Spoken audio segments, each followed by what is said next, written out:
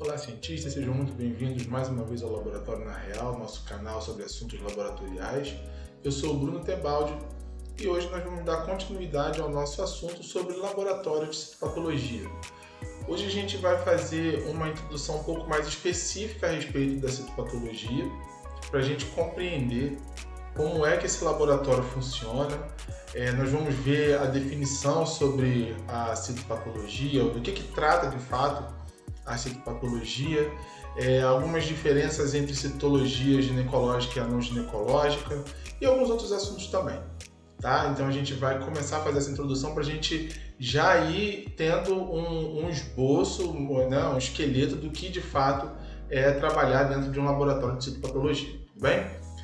Antes da gente começar, gostaria de pedir mais uma vez que vocês deixem um like no vídeo, se inscrevam no canal, ative o sininho para vocês receberem as notificações dos próximos vídeos e aí depois a gente bota o jaleco e vai para o laboratório.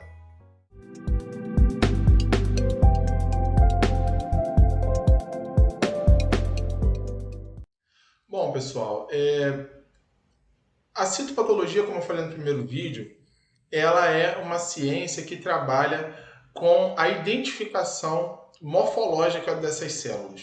Seja a citologia ginecológica ou a não ginecológica, a gente trabalha com a mesma coisa. A gente trabalha com a identificação morfológica.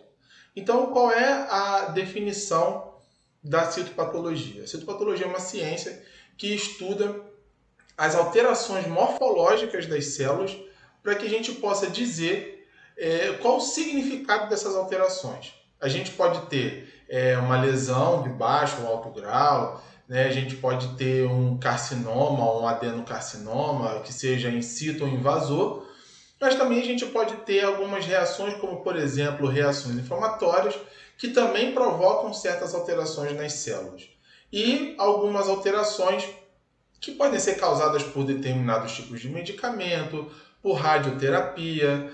Então, tudo o que vai de alguma maneira causar uma alteração morfológica, ou seja, na estrutura da célula, a gente estuda para saber o que essa alteração de fato significa. Porque, como eu falei também no primeiro vídeo, a gente pode ter alterações que podem mimetizar, disfarçar um falso positivo, né? Então, pessoas que fazem radioterapia, tratamento com radioterapia, elas podem ter dificuldade, a gente, né, na verdade, pode ter dificuldade analisando essas células de dizer de fato o que está acontecendo. O que está acontecendo aí? Não estou entendendo nada. Porque as células, quando são submetidas à radiação, elas sofrem algumas transformações estruturais que se assemelham muito com lesão. Então a gente tem que ter um pouquinho de cuidado. Existem algumas alterações que são fisiológicas, ou seja, são parte integrante daquela célula, e às vezes a gente pode achar que ela está sofrendo algum processo de malignidade. As células de reparo, por exemplo, são células que são fisiológicas, elas estão ali para reparar algum tecido que foi danificado, mas as alterações que são provocadas nessas células são alterações que podem confundir um técnico inexperiente e aí ele acabar liberando que aquele paciente ou aquela paciente, dependendo de onde está sendo feita a citologia, pode apresentar uma determinada lesão. Na citologia cérvico-vaginal, que é a citologia ginecológica, a gente vê bastante isso em pacientes que são submetidos à radioterapia. Né? A gente vê também, por conta da zona de transformação, que é uma zona onde existem muitas células metaplásicas, a gente também vai ver muita célula de reparo e a gente acaba confundindo também as células de reparo, que são células normais, com células malignas ou até células reativas. Então a gente precisa ter uma amplitude de informações em relação às estruturas celulares. Então a gente tem que saber o que é uma célula superficial, o que é uma célula intermediária, o que são células profundas, metaplásicas, glandulares, até porque algumas células, como eu falei também lá no primeiro vídeo, elas podem se disfarçar de outras células. Os estiócitos, por exemplo, são esse tipo de célula.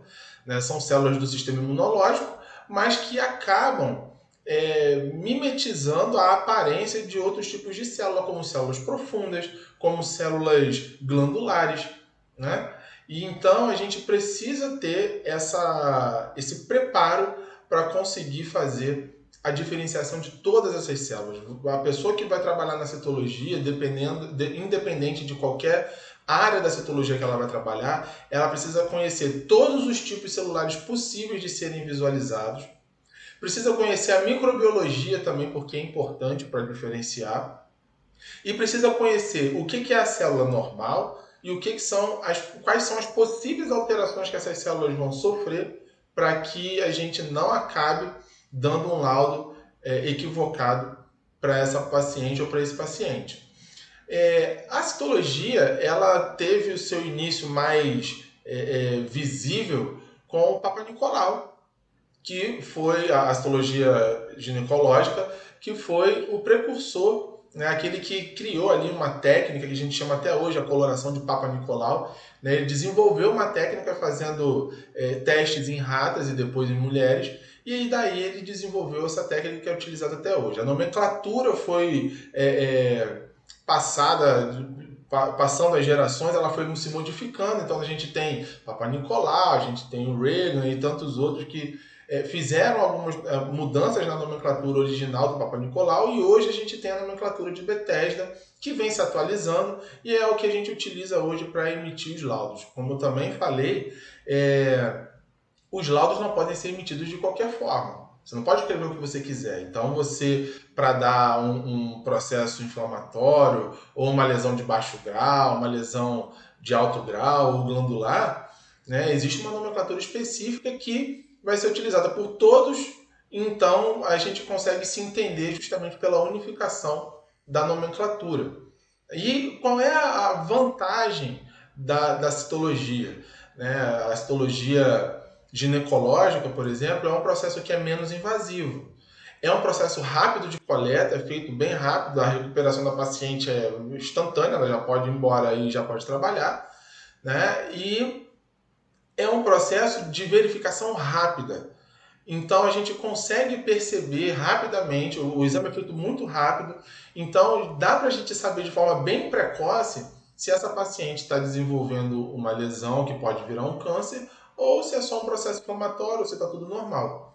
Então a gente tem um custo baixo nesse teste, né, nesse tipo de exame, e a gente tem uma acurácia alta, a gente consegue mesmo diagnosticar, né? Claro que depois isso vai para a histopatologia, que vai confirmar, mas a gente já dá uma direção até para eles em relação ao que foi encontrado no esfregaço citológico.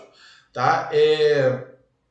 A diferença entre citologia ginecológica e não ginecológica, e a gente vai falar da não ginecológica um pouco mais à frente, para a gente falar dos tipos de citologia, até algumas imagens para a gente poder ver, a diferença da citologia ginecológica e não ginecológica, na verdade, é o tipo de célula que a gente vai encontrar.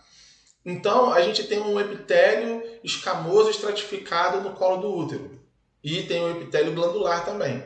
Se a gente for fazer a citologia do pulmão, por exemplo, o epitélio escamoso ele já não é estratificado, ele é simples. Então, a gente vai ver bem menos camadas, né? Vai ver uma camada só ali. Então, existem algumas diferenças das células ductais na mama, por exemplo, tem uma estrutura morfológica diferente. Então, é por isso que a gente precisa, o tempo todo, estudar para conhecer todos esses tipos celulares e saber diferenciar. Até porque você pode pegar uma lâmina de citologia mamária, por exemplo, e ninguém te avisar e você vai precisar reconhecer, né, o tipo de célula, uma prova, né, ou alguma coisa assim. Acredita no seu potencial.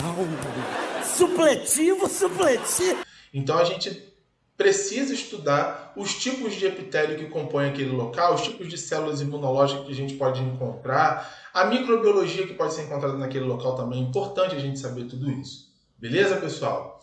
Pessoal, não esquece de deixar o like aí no vídeo, tá? Se esse vídeo está fazendo sentido para vocês, se vocês estão gostando do vídeo, compartilha também para que esse conteúdo possa chegar em algumas outras pessoas que estejam procurando esse tipo de assunto. Beleza, pessoal? Deixa aí nos comentários também se você trabalha na área de citologia e qual a área da citologia você trabalha, que vai ser legal a gente conhecer um pouquinho vocês. beleza? Mas voltando aqui, então, a gente tem algumas maneiras de tratar o esfregaço citológico. Tá? A gente pode fazer o esfregaço propriamente dito, né? O esfregaço clássico, que é feito lá, a coleta e é estendido numa lâmina. E a gente também pode ter a citologia em meio líquido. A citologia em meio líquido ainda não é muito utilizada em alguns locais. Aqui, onde eu trabalho no Rio de Janeiro, eu trabalho bem pouco com citologia em meio líquido, trabalho mais com a convencional. Mas a citologia em meio líquido ela tem uma vantagem, que é o fato de a gente poder ver um esfregaço mais limpo. Né? Então fica muito bom da gente trabalhar, é uma bolinha assim dentro da lâmina, então é um campo bem pequeno, inclusive, para a gente trabalhar, e é mais rápido para fazer a leitura, obviamente, por ser um campo bem menor. O esfregaço é bem mais límpido para a gente conseguir enxergar, porque as células do tipo as hemácias a gente vê bem pouco, muco acaba saindo, né? Então aquilo que de fato não vai causar muita diferença na análise oncótica, a gente acaba perdendo, e aí a gente tem um esfregaço um pouco mais limpo para a gente poder avaliar. Qual é a desvantagem da citologia em meio líquido? É o fato dela ser bem mais cara. Ela é muito mais cara do que o esfregaço, do que a citologia convencional, o esfregaço que a gente trabalha normalmente. Então, por isso ainda não é tão difundido e a gente acaba trabalhando mais mesmo com a citologia convencional. E uma coisa importante sobre a citologia ginecológica, né, vou focar um pouquinho na ginecológica, é justamente o fato de a gente poder fazer a detecção de lesões pré-cancerosas de maneira muito precoce e assim dar a oportunidade da paciente de receber um tratamento que vá erradicar aquela lesão ali. Né? A gente pode ver a lesão de baixo grau e vai sendo acompanhado para ver se isso vai evoluir. Se for uma lesão glandular ou de alto grau, dependendo, vai ser o médico lá, vai dar a conduta que precisa ser feita. Então, vai ser feita uma esterectomia radical, parcial, né? Então, existem uma cauterização, existem vários procedimentos que podem ser seguidos, mas ele só pode ser seguido se a gente puder fazer o diagnóstico precoce. Então é necessário, no caso da citologia ginecológica, né, que as mulheres façam regularmente o exame de Papa Nicolau. Esse exame, Barita, é importantíssimo. Existe uma idade específica que as pessoas colocam para se fazer esses exames, mas eu vou dar uma opinião muito particular da minha parte, né, que, para mim, as mulheres que estão em período ativo sexualmente, elas precisam fazer esses exames. Não é raro a gente ver meninas de 16 anos, né, com lesão de baixo grau, em alguns casos lesão de alto grau. Então é necessário que, a partir do momento que a mulher tenha já vida sexual ativa, comece a atividade sexual, ela precisa se consultar e fazer a coleta para saber se está tudo certo, né? Se está tudo direitinho. Até porque pode não haver apenas a lesão, mas pode ter candidíase, pode ter tricomoníase e uma série de herpes, por exemplo. Né? E a gente detecta tudo isso na citologia cérvico-vaginal. Né? A gente consegue observar. Claro que depois outros testes microbiológicos podem ser feitos, claro que podem, mas a gente já encaminha de uma certa maneira para que a conduta médica leve para esse lado. Então, o que mais a gente consegue enxergar dentro da citologia cérvico-vaginal? A gente consegue enxergar, até dá para ver o período, né, o período hormonal daquela pessoa, se ela está no período estrogênico, se ela está no período progestogênico, né? Então a gente consegue ver isso, consegue fazer a avaliação hormonal dessa pessoa também. A gente consegue ver uma série de micro-organismos, a microbiologia daquele local. Então a gente pode ver bacilo de Dodeline, cocos, difteroides, leptotrix e até outros que provocam reações um pouco mais severas, como cândida, tricomonas, herpes, actinomyces, principalmente nas mulheres que são usuárias de DIU, né? Então a gente consegue também detectar esse tipo de micro-organismo. Então, bactérias, vírus, protozoários, fungos, a gente consegue ver tudo isso dentro da citologia cérvico-vaginal. É o que a gente vê na maior parte das vezes, é um processo inflamatório, na maioria das vezes um processo inflamatório um pouco mais leve, mas a gente pega alguns processos inflamatórios tão acentuados que parece até que essa pessoa está com uma lesão. Então, mais uma vez, a gente tem que ter muito cuidado na hora de liberar os laudos. A gente vai falar sobre essa questão de liberação de laudo, nomenclatura de laudo também, para a gente aprender um pouquinho mais. Mas a citologia cérvico-vaginal, ela tem, como toda citologia, a intenção de detectar carcinomas, de detectar lesões pré-cancerosas. Tá? Então, essa é a ideia da citologia. Mas, na citologia ginecológica, a gente consegue avaliar outros fatores, como alterações por radioterapia, como eu falei, e também alterações inflamatórias que envolvem micro-organismos de diversas maneiras. A gente vai falar um pouquinho num vídeo específico sobre microbiologia.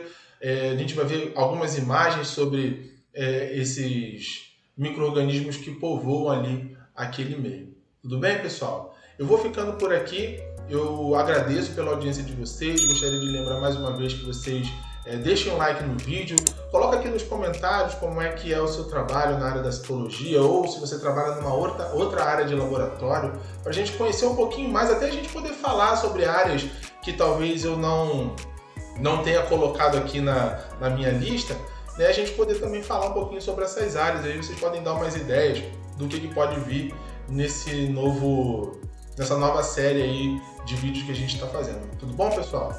Muito obrigado e até a próxima.